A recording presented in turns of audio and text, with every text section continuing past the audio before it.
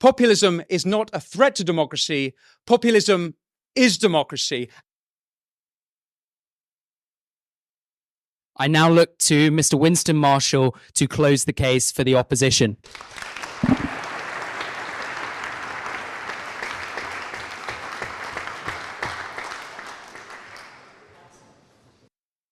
Ladies and gentlemen, words have a tendency to change meaning. When I was a boy, woman meant someone who didn't have a cock. Populism has become a word used synonymously with racist. We've heard ethno-nationalist, with bigot, with hillbilly, redneck, with deplorables. Elites use it to show their contempt for ordinary people.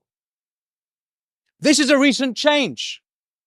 Not long ago, Barack Obama, while still president at the North America's Leaders Summit in June 2016, he took umbrage with the notion that Trump be called a populist. How could Trump be called a populist? He doesn't care about working people. If anything, Obama argued, he was the populist. If anything, Obama argued, Bernie was the populist. It was Bernie who'd spent 5 decades fighting for working people. But Trump. Something curious happens if you watch Obama's speeches after that point, more and more recently. He uses the word populist interchangeably with strongman, with authoritarian. The word changes meaning. It becomes a negative, a pejorative, a slur. To me, populism is not a dirty word. Since the 2008 crash, and specifically the $1 trillion Wall Street bailout, we are in the populist age. And for good reason. The elites have failed. Let me address some common fallacies, some of which have been made tonight. If the motion was that demagoguery was a threat to democracy, I would be on that side of the House. If the motion was that political violence was a threat to democracy, I'd be on that side of the House. January 6th has been mentioned. A dark day for America indeed. And I'm sure Congresswoman Pelosi will agree that the entire month of June 2020, when the federal courthouse in Portland, Oregon was under siege and under insurrection by radical progressives, those too were dark days for America. Yes? There is no equivalence of it. So that, yes. So you don't agree? And it's fine, you don't agree, that's fine. But it is not like what happened on January 6th, which was an insurrection incited by the President of the United States. So you don't agree? But you'll condemn those days. My point though, is that all political movements are susceptible to violence and indeed insurrection. And if we were arguing that fascism was a threat to democracy, I'd be on that side of the House. Indeed, the current populist age is a movement against fascism. I've got quite a lot to get through. Populism, as you know, is the politics of the ordinary people against an elite. Populism is not a threat to democracy. Populism is democracy. And why else have universal suffrage if not to keep elites in check? Ladies and gentlemen, given the success of Trump, and more recently Javier Milei taking a chainsaw to the state behemoth of Argentina's bureaucratic monster, you'd be mistaken for thinking this was a right-wing populist age. But that would be ignoring Occupy Wall Street. That would be ignoring Jeremy Corbyn's for the many, not the few. That would be ignoring Bernie against the billionaires, RFK Jr. against Big Pharma, and more recently, George Galloway against his better judgment. Now,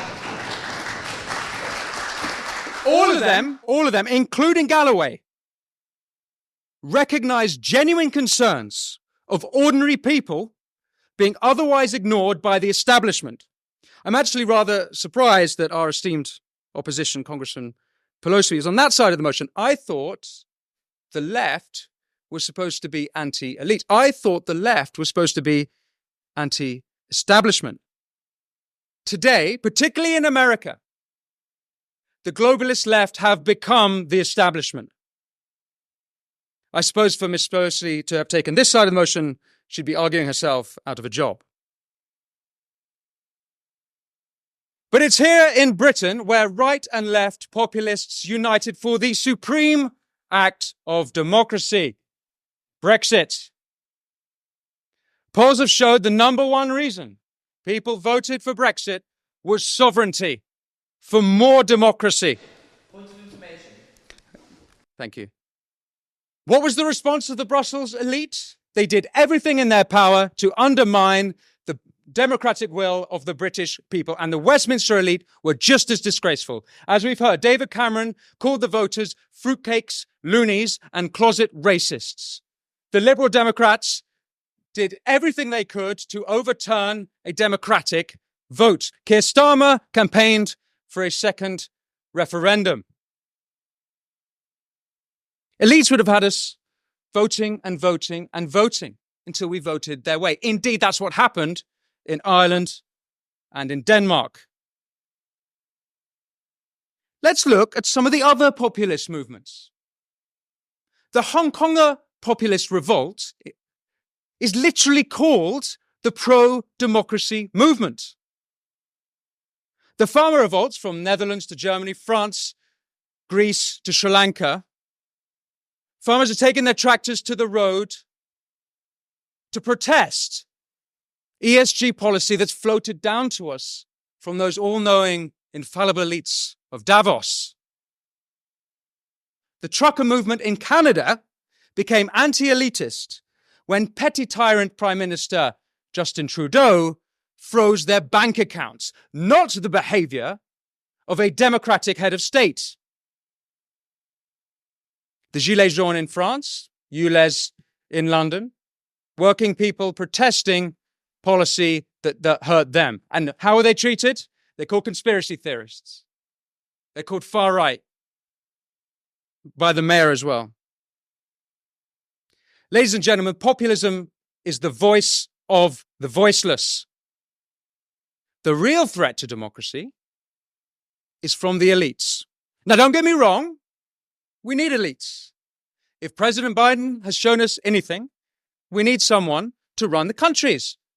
When the president has severe dementia, it's not just America that crumbles, the whole world burns. But let's examine the elites. European corporations spend over 1 billion euros a year lobbying Brussels. US corporations spend over $2 billion a year lobbying in DC.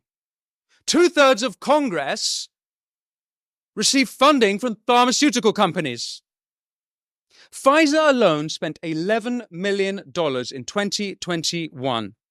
They made over $10 billion in profit. No wonder then that 66% of Americans think the economy is rigged against them for the rich and the powerful.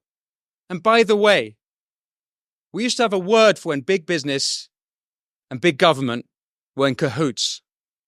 And I think any students here of early 20th century Italian history know what I'm talking about. What about big tech?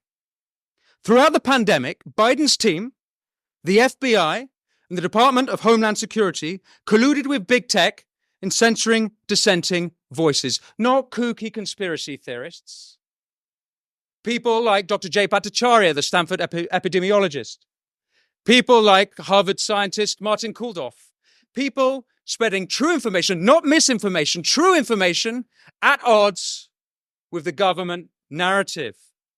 Need I remind you, democracy without free speech is not democracy.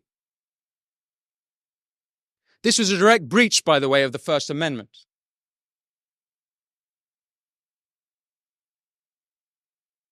Before COVID, Intelligence services colluded with big tech to have Trump suspended off Twitter.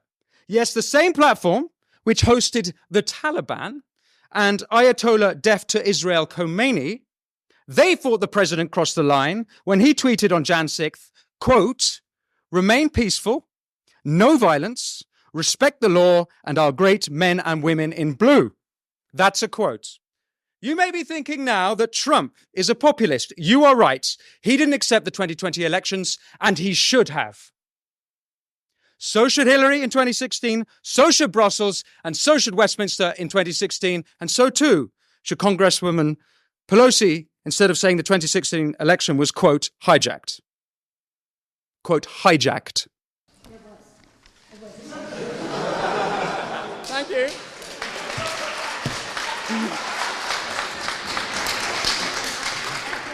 That we don't accept the results of it. Okay. What about the mainstream media? Let me read you some mainstream media headlines. The New Yorker, the day before the 2016 election. The case against democracy. The Washington Post, the day after the election. The problem with our government is democracy. The LA Times, June 2017. The British election is a reminder of the perils of too much democracy. Vox, June 2017. The two eminent political scientists say the problem with democracy is voters. New York Times, June 2017.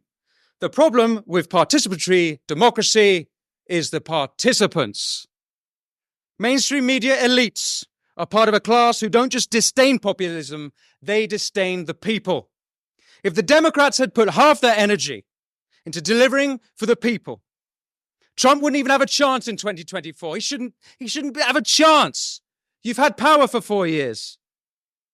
From the fabricated Steele dossier to trying to take him off the ballot in both Maine and Colorado, the Democrats are the anti-Democrat party. All we need now is the Republicans to come out as the pro-monarchist party. Ladies and gentlemen, populism is not a threat to democracy, but I'll tell you what is. It's elites ordering social media to censor political opponents. It's police shutting down dissenters, be it anti-monarchists in this country or gender-critical voices here, or last week in Brussels, the National Conservative movement. I'll tell you what is a threat to democracy. It's Brussels, DC, Westminster, the mainstream media, big tech, big pharma, corporate collusion, and the Davos cronies. The threat to democracy comes from those who write off ordinary people as deplorable. The threat to democracy comes from those who smear working people as racists. The threat to democracy comes from those who write off working people as populists. And I'll say one last thing. This populist age can be brought to an end at the snap of a finger. All that needs to be done is for elites to start listening to, respecting, and, God forbid, working for ordinary people. Thank you.